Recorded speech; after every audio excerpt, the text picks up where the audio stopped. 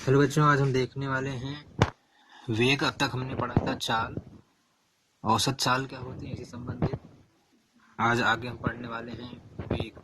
वेग इंग्लिश में बोलते हैं वेलोसिटी। वेग इंग्लिश में बोलते हैं वेलोसिटी। देखिए यहाँ पे समझते हैं, जैसे हमारा चाल चाल का फार्मूला हमने पढ़ा था। चाल बराबर दूरी बटे समयांतराल।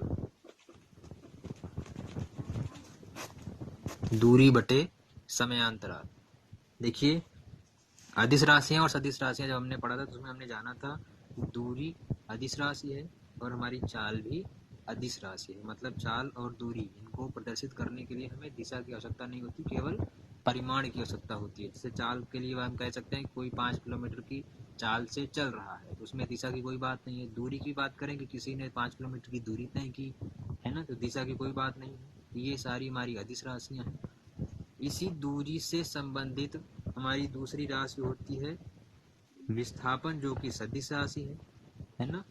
जब हमारी दूरी में दिशा भी आ जाती है, दूरी में साथ में दिशा भी आ जाती है। जैसे हमने कह दिया कि एक व्यक्ति इस तरह से चलता है, घूमते टहलते यहाँ पर पहुँचता है, बिंदु ए से लेकर बी पर पहुँचता है और इतनी दूरी तय करने में ये चलता है 10 किलोमीटर। तो ये हमारा है दूरी की बात की, इसमें हमने किसी दिशा के लिए कोई बाउंडेशन नहीं रखी। तो ये हुई दूरी।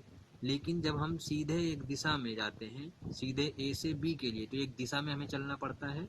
मान लिया इसने अब 4 किलोमीटर की दूरी तय की, तो ये जो न्यूनतम दूरी होगी, क्योंकि एक दिशा में तय की इसने, तो ये हमारा विस्थापन हो गया। तो विस्थापन कैसी हुई, सदिश राशि है, हमें पता है, यहाँ से पता चला, पहले भी पढ़ रखा है हमने।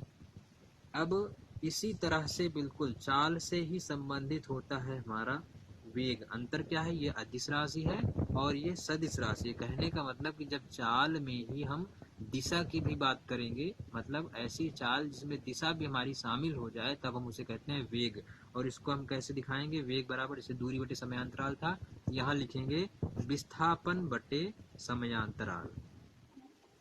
यहाँ से हमें इसका फार्मूला पता चल गया कि वेग बराबर होता है विस्थापन बटे समयांतराल। सिंपल सा। चाल अदिश राशि है, दूरी इसलिए शामिल किया हमने अदिश राशि, वेग सदिश राशि है इसलिए सदिश राशि हमने विस्थापन लिया। यहाँ पर न्यूनतम दूरी को ही विस्थापन कहते हैं। जब दिशा भी शामिल हो जाए दूरी में तो विस्थापन कहलाएगा, और वैसे जब चाल में दिशा शामिल हो जाए तो उसे हम कहेंगे वेग। अब परिभाषा देखेंगे इसकी, क्या लिखेंगे हम, यहाँ देखिए लिखा है स्पीड विद डायरेक्शन। मतलब चाल जो है हमारी, उसमें हमारी दिशा भी शामिल हो जाए, दिशा के साथ चाल की जब हम बात करते हैं तो उसी को हम बोलते हैं वेलोसिटी, मतलब वेग। परिभाषा में देखिए, जब भी हम लिखना शुरू करेंगे, यहाँ से शुरू करेंगे लिखना, गतिमान वस्तु के एकांक समय में निश्चित दिशा में चली गई दूरी। मतलब कोई गतिमान वस्तु है हमारी जो कि गति कर रही है, गतिमान वस्तु बोलेंगे उसको। तो एकांक समय में, देखिए जब हम समयांतराल, जब वो हमारा समयांतराल है यहाँ पर, इसको 1 कर दें तो बटे में 1 आने से कोई फर्क पड़ेगा नहीं, मतलब वेग बराबर हो जाएगा विस्थापन के, है ना। वेग बराबर विस्थापन के, तब की बात कर रहे हैं हम कि एकांक समय में निश्चित दिशा में चली गई दूरी।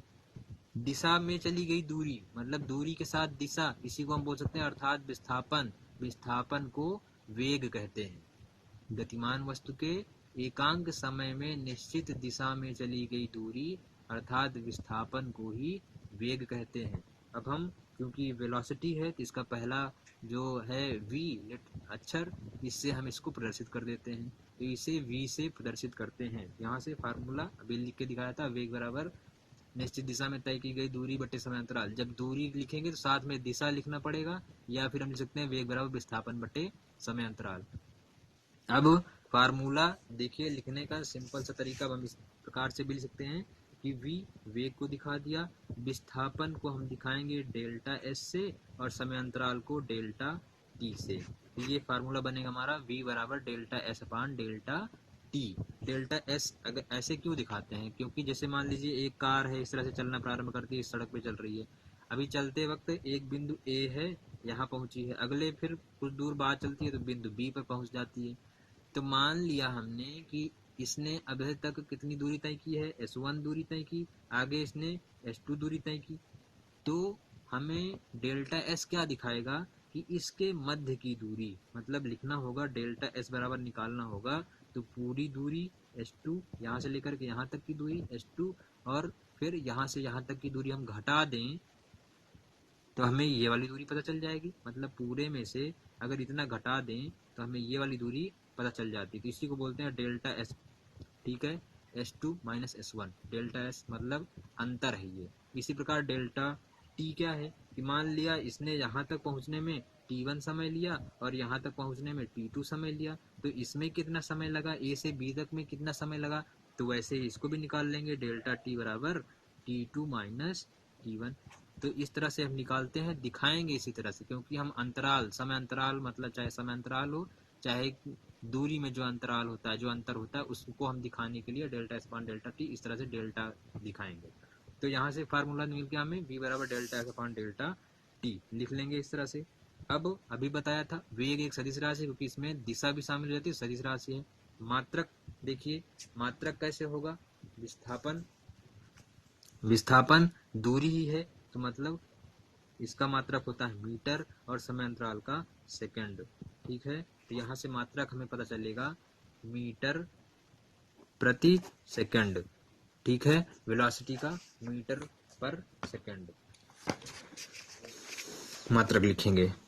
अब हमें यहाँ से अगर हम कॉपी में नोट्स में जब भी या पेपर में आपको पूछा जाता है कि वेग क्या है, तो इस तरह से हम यहाँ से लेकर के यहाँ तक इसको लिखेंगे। इतना नोट कर लीजिएगा, यहाँ से यहाँ तक लिखना पड़ेगा हमें।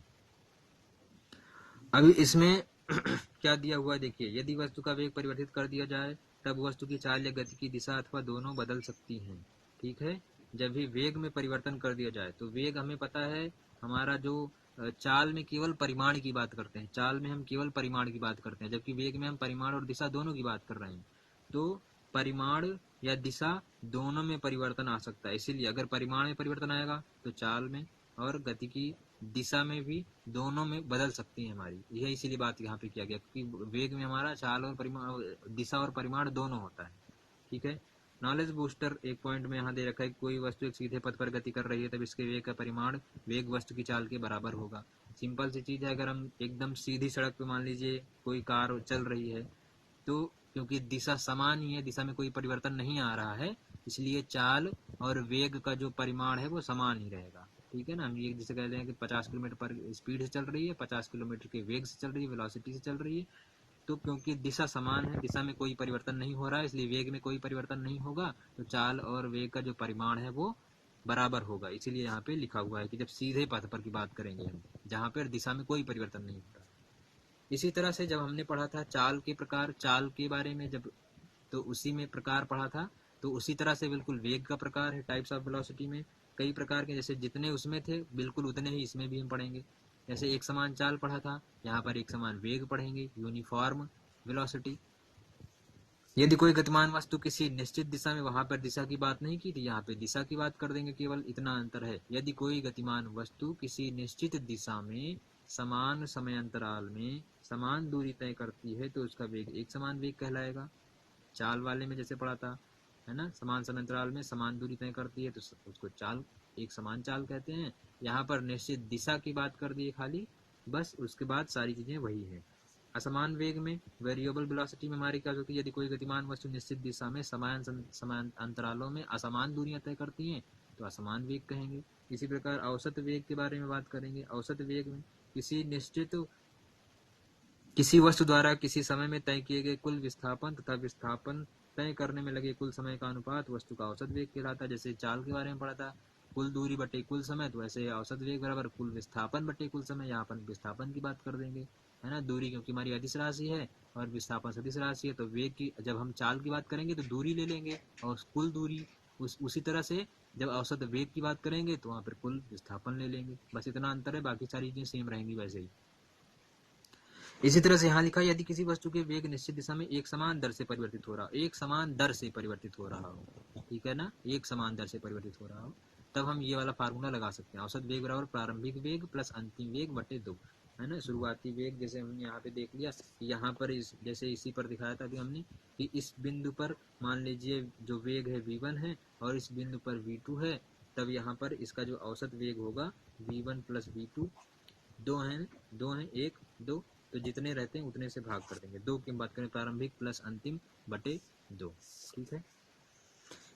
इसके बाद है, जैसे हमने तात्कालिक चाल पढ़ा था, उसी तरह तात्कालिक वेग है, इंस्टेंटेनियस वेलोसिटी।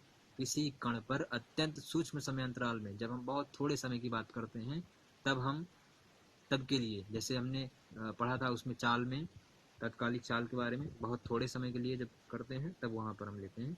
किसी कण पर अत्यंत सूक्ष्म समय अंतराल में वस्तु द्वारा तय किए गए अत्यंत सूक्ष्म विस्थापन तथा सूक्ष्म समय अंतराल के अनुपात को वस्तु का तात्कालिक वेग कहते हैं। बिल्कुल इसी चीज का फार्मूला आपका यही रहेगा, v बराबर डेल्टा एस अपान डेल्टा टी। डेल्टा एस अपान डेल्टा टी, बहुत थोड़े समय के लिए जब हम बात करते हैं तब हम तात्कालिक वेग की बात करते हैं। इससे संबंधित एक उदाहरण है, ये भी देख लीजिए।